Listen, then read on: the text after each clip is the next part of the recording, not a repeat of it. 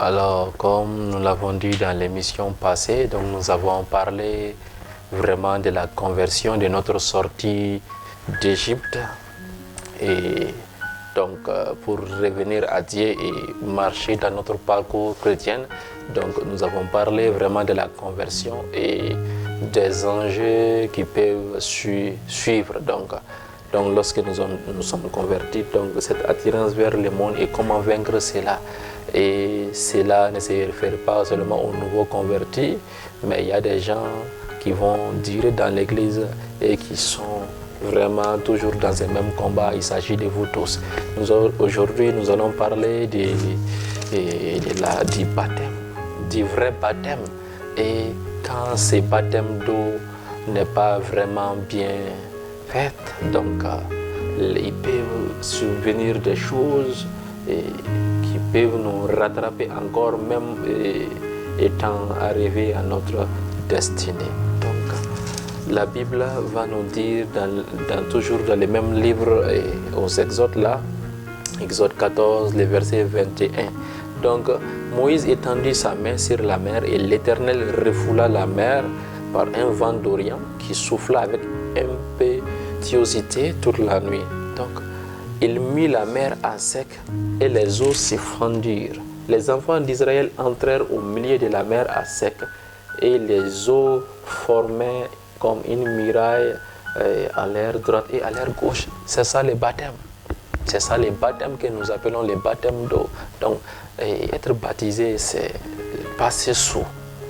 La signification du baptême, c'est passer sous. Donc, ils ont passé sous. Donc, l'eau s'est fendue, donc vraiment de droite et à gauche. Donc, les enfants d'Israël, donc, ils sont passés, ils ont traversé la mer en sec. C'est le baptême. Donc, nous allons voir après, lorsque vraiment les Égyptiens là, donc, vont essayer de poursuivre les combats et rentrer aussi dans l'eau. Donc, l'Éternel va dire à Moïse dans le verset 26, « Étends ta main sur la mer et les eaux reviendront sur les Égyptiens, sur leurs chars et sur leurs cavaliers. » Vous voyez, donc, nous ne devrions pas être baptisés avec les esprits impurs. Donc, ces envoyés de Pharaon là, c'est les esprits impurs qui nous suivent. Donc, après notre conversion, ils ont suivi les enfants d'Israël depuis leur conversion. Et donc, ils sont venus jusqu'au bord vraiment du fleuve. Mais le Seigneur Dieu n'a pas permis cela. Donc, ils sont tous morts dans l'eau. Donc, les baptêmes devraient signifier cela.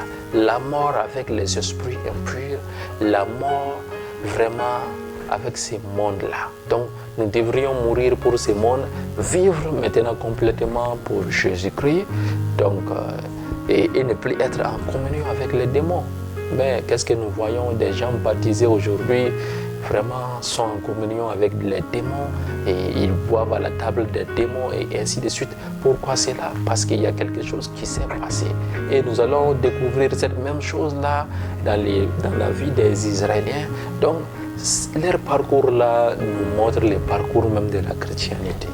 Donc il y a tout dedans. De l'Égypte à Canaan, il y a tout.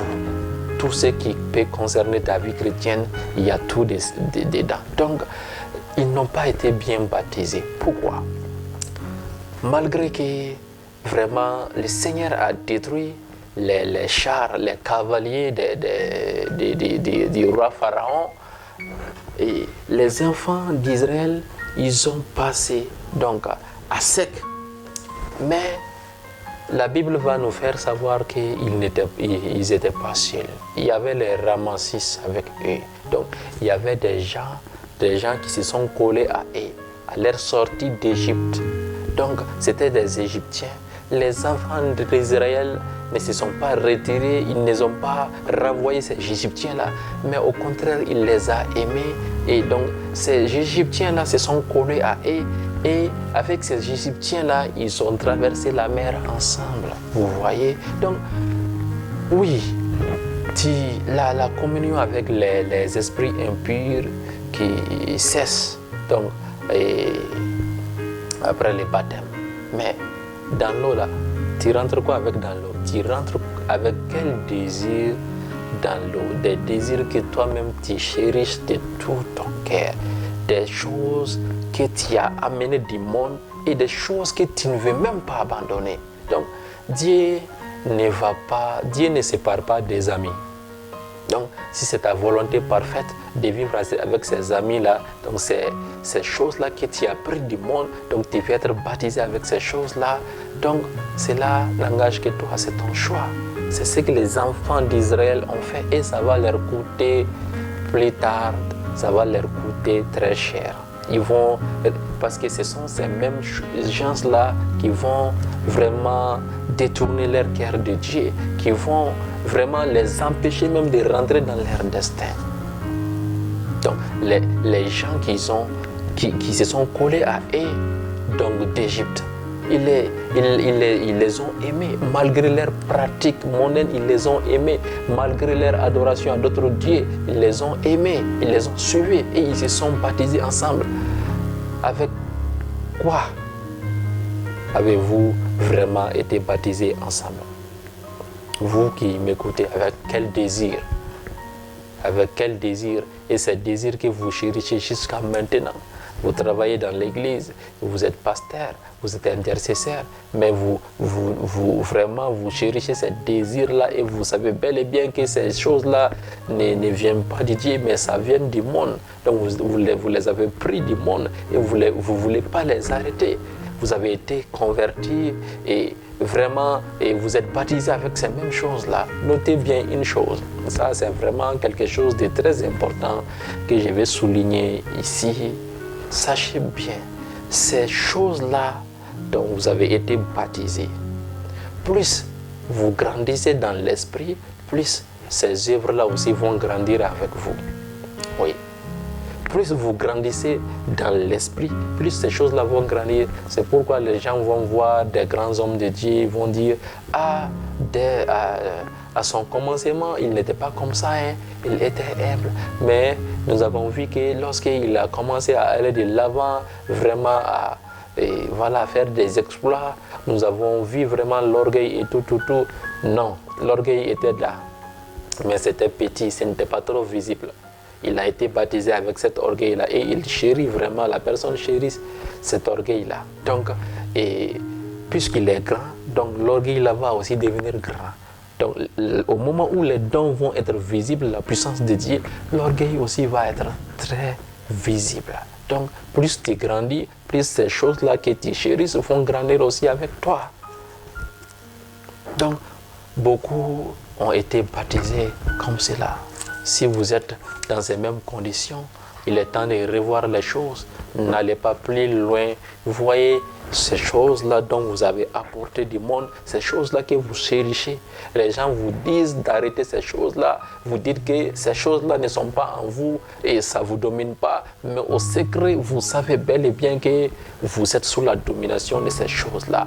Le vrai baptême exclut tout cela. Donc, ils sont rentrés dans l'eau avec ces choses-là, donc ces Égyptiens-là, et ça va leur coûter cher plus tard. Ne continuez pas avec les Égyptiens dans votre marche chrétienne. Ne continuez pas. Ne continuez pas, sinon ça va vous coûter très cher encore dans l'avenir. Et ça va essayer de vous empêcher même de rentrer dans votre destinée. Et c'est ce qui va arriver aux enfants d'Israël. Mais nous verrons cela prochainement. Maintenant, asseyez-vous et analysez. Qu'est-ce que j'ai apporté dans le monde? Qu'est-ce que j'ai apporté avec moi? Comme Abraham avec Lot. Dieu ne lui a pas dit d'apporter Lot. Il a pris Lot. Donc, ça va lui coûter très cher après. Donc, qu'est-ce que vous avez apporté? Ces choses-là que vous faisiez dans le monde. Et ces mêmes choses-là, étant convertis, étant baptisés, vous chérissez ces mêmes choses, vous les pratiquez, vous les aimez, vous les faites même dans les secrets. Donc, que l'Esprit vous aide à discerner ces choses-là et à vous en débarrasser complètement. Ne continuez pas votre parcours comme cela. Par la grâce de Dieu, vous allez y arriver. Donc, que l'Esprit vous aide à identifier ces choses-là et par la grâce de Dieu, par la croix du Christ Jésus-Christ, à détruire tout cela dans votre vie et vraiment à continuer de l'avant à mener une vie victorieuse. Que la grâce du Seigneur demeure avec vous dans le nom de Jésus-Christ. Amen.